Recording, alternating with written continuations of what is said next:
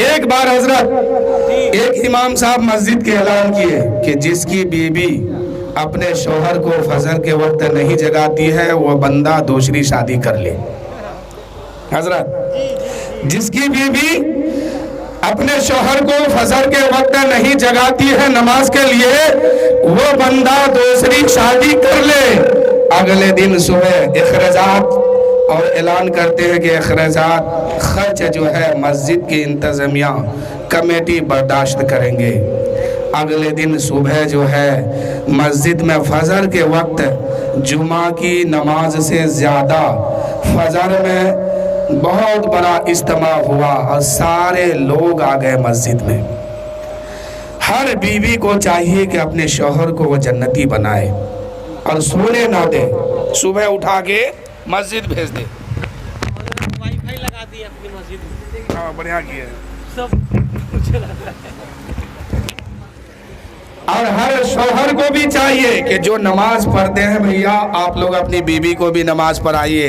اگر جنت میں جانا چاہتے ہیں تب دونوں ساتھ میں. آج اکثر حضرت ہوتا کیا ہے, شادی کے بعد جو ہے نا گھر کا ماحول خراب ہوتا ہے. کوئی اپنی بیوی کو لے کے ماں باپ سے الگ ہو جاتے ہیں تو کوئی شوہر کو لے کے ساس سسر سے الگ ہو جاتی ہے. لیکن میرے دوستوں میں دونوں جماعت سے دونوں پارٹی سے ایک بات کہنا چاہتا ہوں.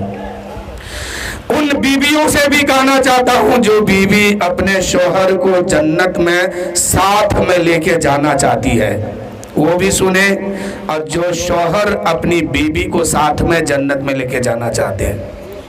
اگر دونوں جنت میں ایک جگہ رہنے کا تمنا ہے یا آرزو دل میں ہے تو اس بات کو اور سے سنیے کہ بیویوں سے بھی میں کہتا ہوں کہ اپنے شوہر کو اس کے ماں باپ سے الگ مت کرو.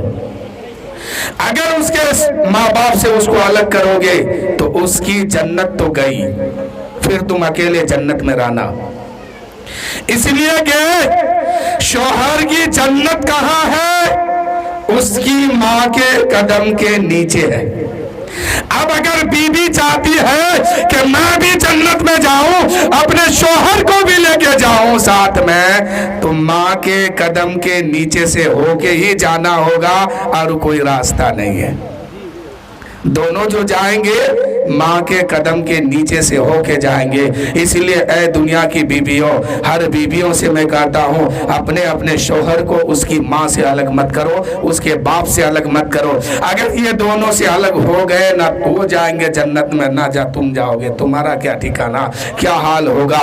اللہ تعالیٰ کی بارگاہ میں دعا ہے کہ مولا ہر مسلمان کو جنت عطا فرما, ہر ایمان والے کو جنت عطا فرما. شاعر کہتے ہیں کیوں نہ ہم عشق کا اظہار کریں. شاعر کہتے ہیں میں کیوں نہ کروں اظہار عشق نبی کہیے صلی اللہ علیہ وسلم. میں کیوں نہ کروں اظہار عشق نبی, یہ جو سانس چل رہی ہے صدقہ میرے حضور کا ہے. یہ جو سانس چل رہی ہے صدقہ میرے حضور کا ہے. زنجیر ٹوٹ جائے گی کہتے ہی یا علی, زنجیر ٹوٹ جائے گی کہتے ہی یا علی. دربار دیکھ لے گا مختار کون ہے, عابد کا وہ جلال تھا دربار شام میں. یزیدی پوچھ رہا تھا یہ بیمار کون ہے, یزیدی پوچھ رہا تھا یہ بیمار کون ہے. اور ایک شعر میں دیتا ہوں انشاءاللہ ایمان تازہ ہو جائے گا کہ مصطفیٰ خدا کے محبوب ہے. مصطفیٰ خدا کے محبوب ہے اور خدا مصطفیٰ کے بغیر نہیں ملتا.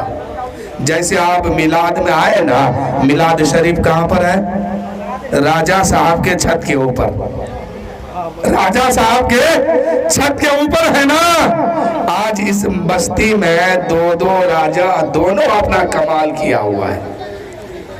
ایک تو میلاد منانے میں لگے ہیں, اللہ و رسول کا ذکر کرنے میں لگے ہیں, اور ایک تو اللہ و رسول کی محبت میں کھانا کھلانے میں لگے ہیں. ایک کے ہاں میلاد ہے, ایک کے ہاں ولیمہ ہے. اللہ کی بارگاہ میں دعا ہے کہ مولا دونوں کو قبول فرما. مصطفیٰ خدا کے بغیر نہیں ملتے، مصطفیٰ خدا کے محبوب ہے، خدا مصطفیٰ کے بغیر نہیں ملتے، اور حسین مصطفیٰ کے محبوب ہے، مصطفیٰ حسین کے بغیر نہیں ملتے۔ چھت کے اوپر آئے ہیں، ڈائریکٹ نہیں آئے، نیچے سے چھلانگ مارے اوپر چڑھ گئے۔ بہت بڑی بات میں آپ کو پردے میں سمجھا رہا ہوں، چھلانگ مار کے نہیں آئے کیسے؟ سیڑھی پر چڑھے، ایک قدم اٹھائے، 2 قدم اٹھائے، 10 قدم اٹھائے، اٹھتے اٹھتے آ کے چھت پر آ کے بیٹھے میلاد سنے۔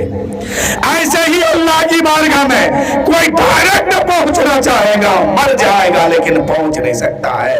پہنچنے کے لیے مصطفیٰ کا وسیلہ لینا ہوگا، اور مصطفیٰ جانے رحمت تک پہنچنے کے لیے ان کے آل کا وسیلہ لینا ہوگا، ان کے خاندان کا وسیلہ لینا ہوگا، اور ان کے خاندان تک پہنچنے کے لیے ولیوں کا وسیلہ لینا ہوگا۔ مصطفیٰ خدا کے محبوب ہے، خدا مصطفیٰ کے بغیر نہیں ملتا، اور حسین مصطفیٰ کے محبوب ہے، مصطفیٰ حسین کے بغیر نہیں ملتا۔ بہت ہی جلد حضرت کی خطابت ہوگی، میں آپ کے سامنے حضرت کو کروں گا، آپ کے سامنے حضرت ہے، ان کا چہرہ دیکھیے، ثواب ہے دیکھنا، اور میری چند بات سنیے۔ یزید یہ کیسے سمجھے گا، کیسے سمجھے گا، کیسے یزید سمجھے گا کہ رتبہ حسین کا کیا ہے؟ رتبہ سمجھنے کے لیے محبت کا ہونا ضروری ہے۔ محبوب کو سمجھنے کے لیے عاشق کو اس کا رتبہ سمجھنے کے لیے محبت ہونا ضروری ہے۔ کیسے یزید سمجھے گا رتبہ حسین کا؟ دنیا میں خوب ہوتا ہے چرچا حسین کا، جس کے پاس طاقت تھی، حکومت تھی، پوری سلطنت کا مالک یزید تھا اس وقت، لیکن ان کا نام کوئی لینے والا نہیں ہے پوری دنیا میں، پوری دنیا سے نام و نشان مٹ گیا، لیکن ہر قوم کے لوگ جانتے ہیں کہ حسین کون ہے۔ قتل حسین اصل میں مر گئے یزید ہے، اسلام زندہ ہوتا ہے ہر کربلا کے بعد، اور انسان کو بیدار تو ہو لینے دو، ہر قوم پکارے گی ہمارے ہے حسین، ہر قوم پکارے گی ہمارے ہے حسین۔ آپ حسین کو یاد کرتے ہیں، لیکن غیر بھی حسین کا صدقہ مانگتے ہیں، غیر بھی حسین کو یاد کرتے ہیں کہ انسان کو بیدار تو ہو لینے دو، ہر قوم پکارے گی ہمارے ہے حسین۔ قتل حسین اصل میں مر گئے یزید ہے، اسلام زندہ ہوتا ہے کربلا کے بعد۔ کیسے یزید سمجھے گا رتبہ حسین کا؟ دنیا میں خوب ہوتا ہے چرچا حسین کا، دنیا میں یوں تو آئے بہت سارے انبیاء، نبیوں میں سب سے اعلیٰ ہے نانا حسین کا، نبیوں میں سب سے اعلیٰ ہے نانا حسین کا۔ لائے اٹھا کے ہاتھ میں اکبر کی لاش کو، مضبوط ہے وہ کتنا کلیجہ حسین کا، مضبوط ہے وہ کتنا کلیجہ حسین کا۔ لیکن اس شعر کو اتنے آسانی سے میں نہیں سناؤں گا، اگر سننا ہے تو دونوں ہاتھوں کو اٹھا کے کہیے یا حسین، لبیک یا حسین۔ ماشاءاللہ حضرت سب کوئی موجود ہیں، بس میں آپ کو حضرت کے سامنے کر رہا ہوں اور حضرت کو آپ کے سامنے کر رہا ہوں۔ 1-2 اشعار اور سماعت کیجئے کہ سمجھ میں کچھ نہیں آتا کہ ماجرا کیا ہے، میرے حسین بتا کہ فنا اور بقا کیا ہے۔ فنا اور بقا سمجھ رہے ہیں نا؟